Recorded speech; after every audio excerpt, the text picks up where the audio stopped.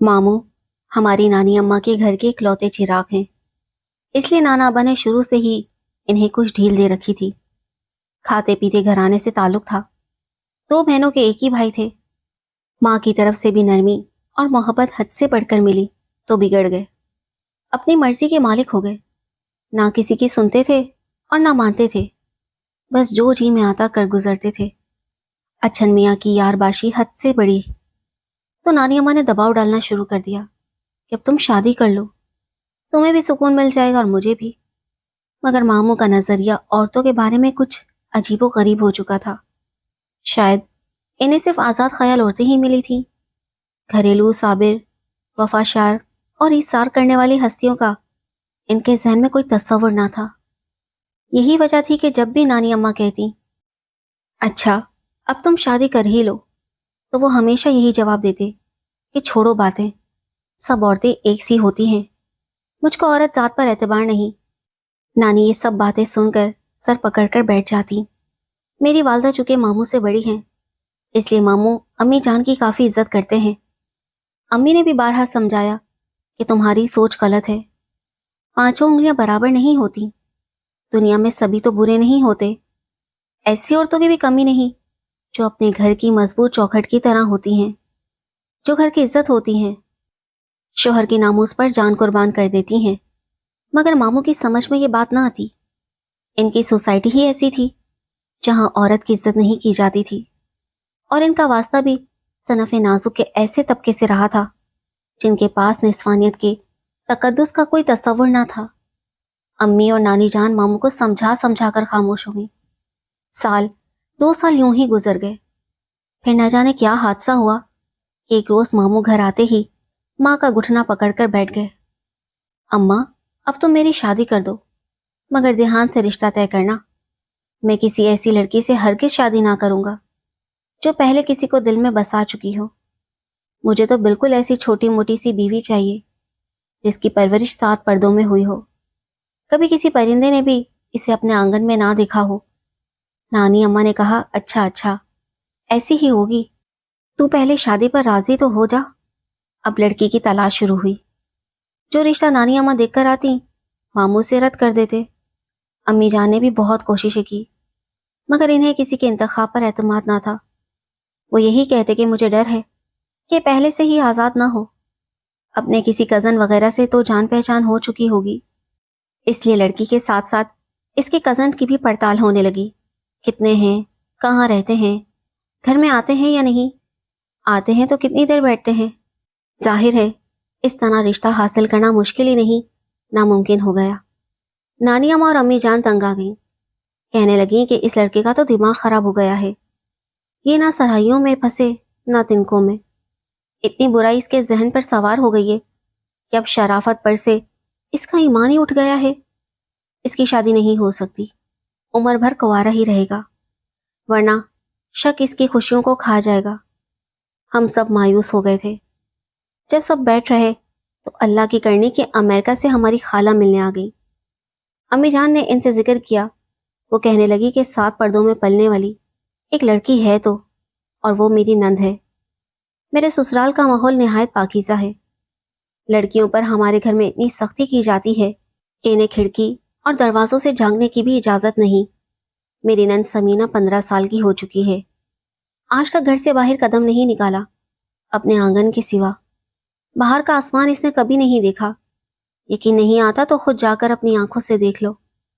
خالہ نے ماموں کو آمادہ کر لیا کہ ساتھ چلو، خود دیکھ لو، جب تم ہمارے گھر کا ماحول دیکھو گے تو تمہیں بھی فیصلہ کرنے میں آسانی ہوگی۔ خالہ 1 ماہ ہمارے یہاں پاکستان میں رہیں، کیونکہ ان کی شادی کے بعد وہ پہلی بار مائکے آئی تھی۔ یوں ماموں کو لے کر امی جان اور نانی جان بھی خالہ کے ہمراہ چلی گئیں۔ ہم سب یہی دعا مانگ رہے تھے کہ یا اللہ، خالہ کی نند سمینہ ماموں کو پسند آ جائے اور وہ اس رشتے پر راضی ہو جائیں۔ خالہ کے یہاں کا ماحول ماموں کو پسند آ گیا، اگرچہ وہ سمینہ کی ایک جھلک بھی نہ دیکھ سکے۔ انہوں نے خالہ سے کہہ دیا کہ چھوٹی آپا، ٹھیک ہے، تم میری شادی اس لڑکی سے کرا دو، تمہارے سسرال کا ماحول واقعی ویسا ہی ہے جیسا میں چاہتا تھا، یہاں تو پرندہ بھی پر نہیں مار سکتا۔ بالآخر سمینہ سے ماموں کی شادی ہو گئی اور وہ اپنی دلہن ब्याह कर ले आए। मामू जान समीना मामी को पाकर बहुत खुश थे। हर एक से कहते थे कि बस जैसी बीवी चाहता था वही बीवी अल्लाह ने मुझे दे दी है। मामू समीना मामी का बहुत ख्याल रखते। वो अपनी शरीक हयात को सिर्फ अपने साथ ही कहीं ले जाते, किसी और के साथ मोमानी को जाने की इजाज़त नहीं थी। वो मेरे भाई अनवर के अलावा किसी और रिश्तेदार के सामने नहीं आती थी और ना ही इनसे सलाम दुआ या कलाम कर सकती थी, क्योंकि हमारे मामू जान का यही हुक्म था। समीना मामी तो अपने मायके में ही इस किस्म की पाबंदियों की आदी थी, इसलिए यहाँ आकर भी इन्हें कोई फ़र्क महसूस नहीं हुआ। वो भी बज़ाहिर इस ज़िंदगी से खुश और मुतमईन नज़र आती थी। शादी को 3 साल गुजर गए, एक बेटा भी हो गया। दोनों खुश और मुतमईन ज़िंदगी गुजार रहे थे। मामू की बेरार रवि में काफ़ी कमियां आ गई थी, मगर कहते हैं ना, चोर चोरी से तो जा सकता है, हेरा फेरी से नहीं। अब भी कभी कभार पुराने यार दोस्त आकर इन्हें ले जाते, तो फिर हफ्तों इनका कुछ पता ना चलता कि कहाँ हैं। अलबत्ता कुछ ऐसी खबरें ज़रूर मिल जाती जिन्हें नानी अम्मा को समीना मोमानी से छुपाना पड़ता, ताकि इनकी बहू का दिल ना टूटे और इन्हें सदमा ना पहुंचे। दूसरे बच्चे की पैदाइश के बाद समीना मोमानी कुछ चुप चुप सी रहने लगी थी, क्योंकि अब हमारे मामू की तवज्जो इनकी तरफ से कम हो गई थी। वो इन्हें सताने भी लगे थे। कभी कहते, जब मैं घर से बाहर जाता हूँ क्या खबर यहाँ कौन कौन आता है। कभी कहते, तुमने पड़ोसी से बात तो नहीं की थी। कभी कहते, ये दूध वाला जो 2 बार घंटी बजाता है, न जाने इसका क्या मतलब होता है, जबकि 1 बार घंटी भी सुनी जा सकती है। और तुम भी सुबह सवेरे 5 बजे उठ जाती हो। सामने वाले घर में अगर कोई 1 से 2 बार बिजली जला बुझा देता तो मोमानी की शामत आ जाती कि ये सिग्नल तुम्हें तो नहीं देता।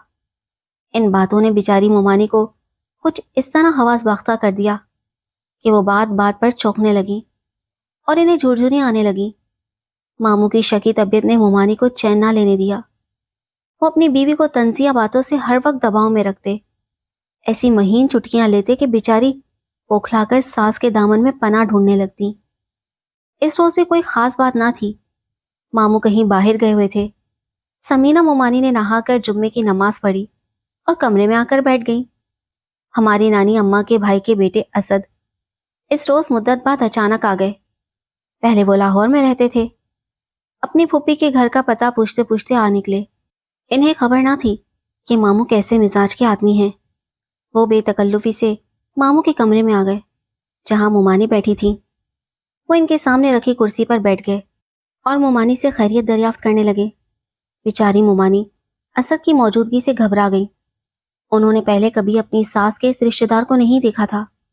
असद ने कहा कि फूफी ने हमें अपने बेटे की शादी में नहीं बुलाया था, मगर हम दुल्हन को मुंह दिखाई जरूर देंगे। वो जबरदस्ती समीना मोमानी को रुपए देने लगे। कहने लगे, ले लो भाभी, कोई बात नहीं, अगरचे तुम्हारी शादी को 3 साल से ज्यादा हो चुके हैं, लेकिन हम तो तुम्हें पहली बार ही देख रहे हैं। समीना मोमानी इनकार करने लगी, मगर असद ने इनका हाथ पकड़कर जबरदस्ती रकम इनकी मुट्ठी में थमा दी। ऐन इसी लम्हे जब मुंह दिखाई का ये लेन देन हो रहा था, मामू कमरे में दाखिल हो गए। इनका चेहरा गुस्से से सुर्ख हो गया। रपट कर मोमानी से बोले, समीना, ये क्या मैंने अपनी आंखों से देखा है? तुम असद से हाथापाई कर रही हो। मैं तुम्हारे वो हाथ काट डालूंगा जिन्हें असद ने छुआ है। मोमानी समीना थर थर कांपने लगी। इतने में शोर सुनकर नानी अम्मा भी कमरे में आ गई। उन्होंने भतीजे असद को तो घर से चलता कर दिया, मगर बेटे को डांटने लगी, अच्छन, होश के नाखून लो। असद तेरा भाई है, तेरी बीवी इसकी भाभी लगती है। वो तो खुशी से इसको मुंह दिखाई दे रहा था। तूने इस बात को इतना गलत रंग दे दिया। भला दुनिया में जीने के ये तरीके होते हैं। मगर मामू कब काबू में आने वाले थे। वो तो चाहते थे कि अभी इसी वक्त बीवी को जिंदा गाड़ दें या कत्ल कर डालें, और बेचारी मोमानी ऐसे लरज रही थी जैसे शेर के सामने बंधी हुई बकरी। मामू ने ऐसा शोर किया कि मोमानी धाड़े मार मार कर रोने लगी। भाग भाग कर छुरी उठाते थे। अभी तेरा वो हाथ काटता हूं जिससे तूने असद से रुपए लिए थे। अभी तुझको मजा चखाता हूं। नानी अम्मा बीच में आती और मामू को काबू करने की कोशिश करती। बड़ी मुश्किल से नानी अम्मा ने मामू को संभाला और मोमानी को एक कमरे में बंद कर दिया। मगर इस वाक़े का समीना मोमानी के दिलो दिमाग पर ऐसा असर हुआ कि वो पागलों जैसी हरकतें करने लगी। ना बच्चों को संभालती, ना घर का काम करती। नानी अम्मा इन्हें अपने हाथों से खाना खिलाती थी और डरती भी थी कि अगर बहू के माँ बाप को खबर हो गई तो। काफी अरसे तक मोमानी की यही कैफियत रही, ना खाने पीने का होश, ना पहनने ओढ़ने का ढंग, हर वक्त खोई खोई रहती। आखिरकार नानी अम्मा ने इन्हें अस्पताल में दाखिल कर दिया। वहां काफी अरसे तक इनका इलाज चलता रहा। डॉक्टरों ने मामू को बुलाकर समझाया, अपनी बीवी को अब कभी कोई सदमा ना देना, इसके साथ ऐसे पेश आना जैसे वो नाजुक सा फूल हो, वरना ये सचमुच पागल हो जाएगी, फिर इसका इलाज मुमकिन नहीं रहेगा। डॉक्टरों की बातों से मामू पर काफी असर हुआ। इन्हें अपनी गलती का एहसास भी हुआ। मोमानी के इलाज में दिलचस्पी ली, दिल जमई से इलाज कराया, प्यार और मोहब्बत से पेश आने लगे।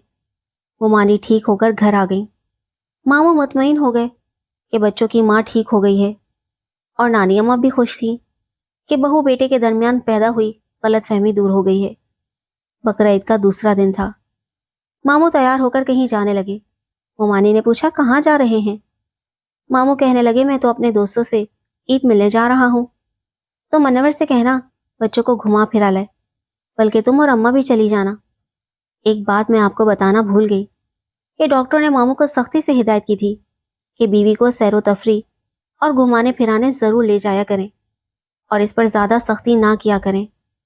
इनका कहना था कि समीना की दिमागी हालत कमजोर है, और अगर इसे ज्यादा दबाव में रखा गया तो इसका दिमाग उलट सकता है, फिर एक पागल औरत को संभालते संभालते तुम्हारी अपनी जिंदगी आज़ाद बन जाएगी। मामू इस बात से बहुत डर गए थे कि कहीं समीना मोमानी सचमुच पागल ना हो जाए। अब वो इन पर सख्ती नहीं करते थे। नानी अम्मा से कहते कि जहां जाना चाहे इसे ना रोका करो, बल्कि तुम खुद इसको ले जाया करो। कभी कभार मामू खुद भी बीवी को सैरो तफरी कराने और सिनेमा या होटल ले जाते। मामू के जाने के बाद नानी अम्मा ने मेरे भाई अनवर से कहा कि तुम अपनी मोमानी और बच्चों को अपने घर ले जाओ, या बच्चों को चिड़ियाघर दिखा लाओ। आज ईद का दूसरा दिन है, मेला लगा होगा और खूब रौनक भी होगी। तेरे मामू इजाजत दे गए हैं। मैंने कहा, नानी अम्मा हम अपने घर नहीं जाते, वहां से ही तो आए हैं। हम क्लिफ्टन जाएंगे, मेला तो वहां होगा। मेरे इसरार पर अनवर ने मुझे और मोमानी को बच्चों समेत साथ लिया और हम सब टैक्सी में बैठकर क्लिफ्टन पहुंच गए। हालांकि इस दिन भी मोमानी बार बार यही कहती रही कि मैं नहीं चाहती, मगर नानी के इसरार पर वो चली गई। वाकई खूब रौनक थी। क्लिफ्टन में मेला लगा हुआ था। मामू की छोटी बेटी को मैंने गोद में उठा रखा था और बड़े बेटे की उंगली मोमानी ने थामी हुई थी। अचानक मोमानी की नजर मामू पर पड़ी और वो वहीं जमकर रह गई, जैसे किसी ने सांप सूंघ लिया हो। मामू एक खूबसूरत फैशनेबल लड़की के साथ मेले में घूम रहे थे। वो बहुत खुश थे और जोर जोर से हंस रहे थे। इन्होंने फूल वाले से इस हसीना के लिए हार खरीदे। मामू दुनिया व माफिया से बेखबर इस लड़की को खुश करने में लगे हुए थे, मगर मोमानी ये मंजर बर्दाश्त ना कर सकी। जब मामू इस लड़की को बाजू से पकड़कर अपनी कार में बिठा कर ले गए तो वो चीख मारकर रोने लगी। ये देखकर अनवर बहुत घबरा गया और हाथ जोड़कर बोला, मोमानी अल्लाह के वास्ते लोगों का कुछ तो ख्याल करें, तमाशा ना बने, चलें घर चलते हैं। अनवर और मैं इन्हें जल्दी से घर वापस ले आए। यहाँ आते ही उन्होंने खुद को कमरे में बंद कर लिया। नानी ने मुझे कहा, बेटा तुम इन दोनों बच्चों को अपने घर ले जाओ, तुम्हारे मामू और मोमानी का झगड़ा होगा तो बच्चे परेशान होंगे। अनवर और मैं मामू के दोनों बच्चों को लेकर अपने घर चले गए। नानी अम्मा ने दरवाजा खटखटाया, मगर मोमानी ने ना खोला। वो कहने लगी, दुल्हन दरवाजा खोलो, खाना तो खाओ। मोमानी ने जवाब दिया, जब तुम्हारा बेटा आएगा तब खाऊंगी। नानी अम्मा कुछ देर बैठी, फिर पड़ोस में टेलीफोन करने चली गई। जाते हुए कहने लगी, दुल्हन घर अकेला है, मैं आयशा को फोन करने जा रही हूँ, तुम दरवाजा खोलकर सामने वाले हिस्से में आ बैठो, बड़ा दरवाजा भी खुला है। मोमानी ने जवाब दिया, अच्छा आप जाएं, मैं दरवाजा बंद कर लूंगी। नानी अम्मा के जाते ही समीना मोमानी ने घर के तमाम दरवाजे बंद कर लिए। ईद वाले नए कपड़े उतारकर पुराने कपड़े पहन लिए, फिर माचिस की तीली से अपने जिस्म को आग लगा दी। नानी अम्मा आधा घंटा पड़ोस में बैठी बातें करती रहीं। वापस आकर दरवाजा खटखटाया, मगर किसी ने ना खोला। वो दोबारा पड़ोस गई और मुझे फोन किया। पड़ोसी भी साथ आ गए। سب نے دروازے پر زور زور سے دستک دی، مگر اندر سے کوئی جواب نہ آیا۔ البتہ گھر کے اندر سے جلی ہوئی ناگوار بو آنے لگی۔ پڑوسی کہنے لگے، اماں جان جلدی کسی کو بلوا لیجیے، کچھ غیر معمولی بات لگتی ہے۔ ابھی یہ باتیں ہو ہی رہی تھیں کہ ماموں بھی آ گئے۔ انہوں نے گیٹ پھلانگ کر دروازہ کھولا اور کسی طرح اندر داخل ہو گئے۔